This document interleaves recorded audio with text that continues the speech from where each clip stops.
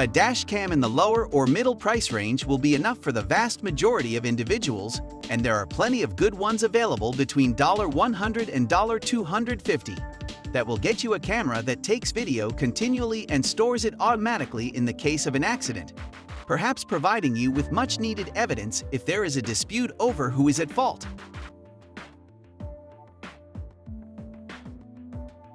The thing we like best about this Garmin is how easy it is to set up and operate. We synced our phone with the app. Ideally, you'd also buy a phone mount so you don't have to glance down to see the video, and saw footage on our phone screen almost immediately. There's also no need to press any buttons. Instead, we utilize simple voice commands like OK, Garmin, followed by a prompt like Save Video to save footage. The word tandem does not indicate that this device has a backup camera. It does, however, have a forward-facing camera as well as one that monitors the cabin. It also has internal night vision, so you can see if your kids are throwing fries at each other on the way home from the drive-thru. The tandem, which is about the size of a candy bar, is discreet and has GPS and G-force sensors. We slammed on the brakes, simulating a panic stop to test the latter, and it captured the film. It also adds a time and location stamp to the video. It also features a sentry mode for parked cars. On the downside, a suction mount would be preferable to the adhesive and magnet approach utilized here because it would make it easier to transfer between vehicles. The lack of a built-in screen also means that if you want to see what the cameras are taking, you'll have to pair your phone.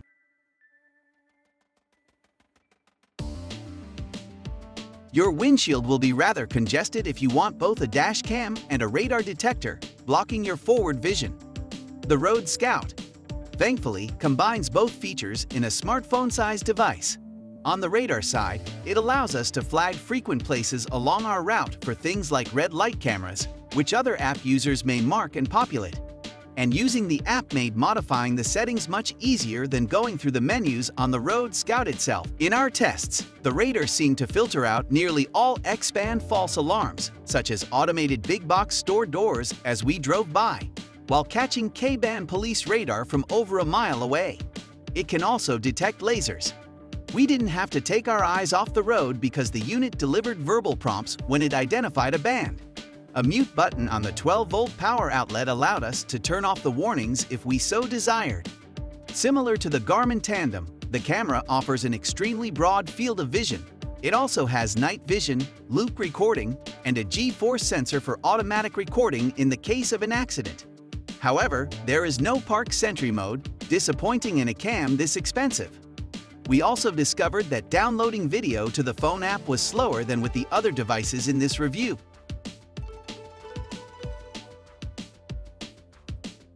The forward-facing camera on the Q800 Pro is quad high definition, which means the images are 4 times as detailed as conventional HD 1440p resolution. When a 4-runner rear-ended a sedan a few hundred feet ahead of us, we put that assertion to the test. Despite the distance, we were able to zoom in on the situation and observe exactly what had occurred. The Q800 comes with a 32GB micro SD card, although cloud storage is also available. Wi-Fi is built into the camera, making it simple to transmit footage to your phone. The optional rear camera, $100, is external and connected, so you can position it anywhere in your car, but you'll have to hide an extra cord. The Sony Starvis image sensor in the forward camera can also improve resolution in low light situations.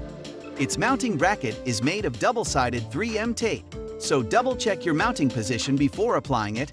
Once it's on there, it won't come off.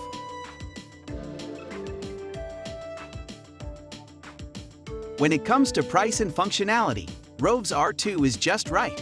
While we haven't had a chance to test the R2, it is currently the #1 seller on Amazon for car on-dash mounted cameras, a title it has earned for good reason.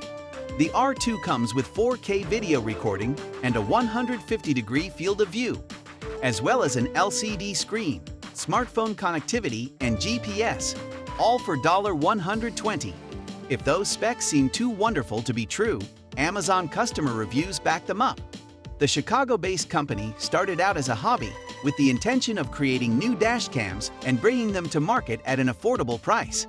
As far as we can tell, it's working.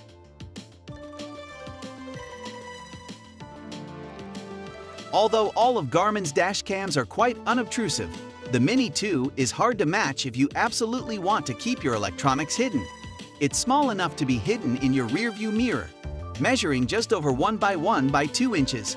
Because of its small size, it lacks a built-in display like many dash cams, and it also lacks GPS to capture location data with your video.